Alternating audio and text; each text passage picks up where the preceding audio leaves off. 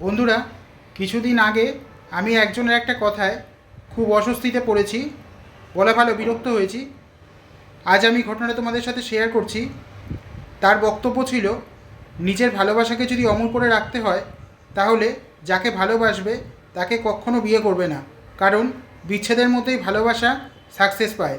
পৃথিবীর যত বড় বড় বিখ্যাত প্রেম কাহিনী আছে, যেমন সংযুক্তা পৃথ্বীরাজ, রোমিও জুলিয়েট, এদের কারোরই কিন্তু মিল হয়নি, এদের বিচ্ছেদ হয়ে গেছিল। আর বিচ্ছেদ হয়েছে বলেই এদের প্রেমটা অমর হয়েছে।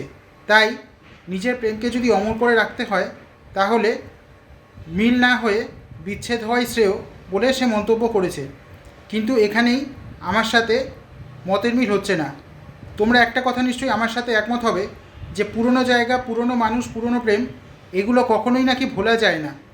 যদি কখনো পরিস্থিতি এতটাই কঠিন হয় যে ভালোবাসার মানুষকে বিয়ে না করে বাড়ির দেখা ছেলেকে বা বাড়ির দেখা মেয়েকে বিয়ে করে সংসার করলো, অথচ ভালোবাসার টানে তার মন এতটাই ছুটে গেল যে নিজের সংসার ধর্ম বিসর্জন দিয়ে সে নিজের প্রেমিক বা প্রেমিকার কাছে চলে গেল, তাহলে একটা ঘর সংসার ভাঙবে, একটা ডিভোর্স হবে।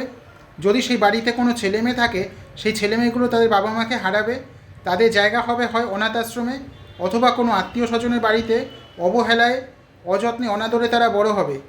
পরবর্তীকালে এই ছেলেমেয়েগুলো যখন বিয়ের জন্যে, সংসার করার জন্যে সম্বন্ধ দেখাদেখি করবে, তখন তাদেরকেও শুনতে হবে যে তাদের বাবা মা ডিভোর্সি, তাদের বাবা মার মধ্যে কোনো সম্পর্কের টান নেই।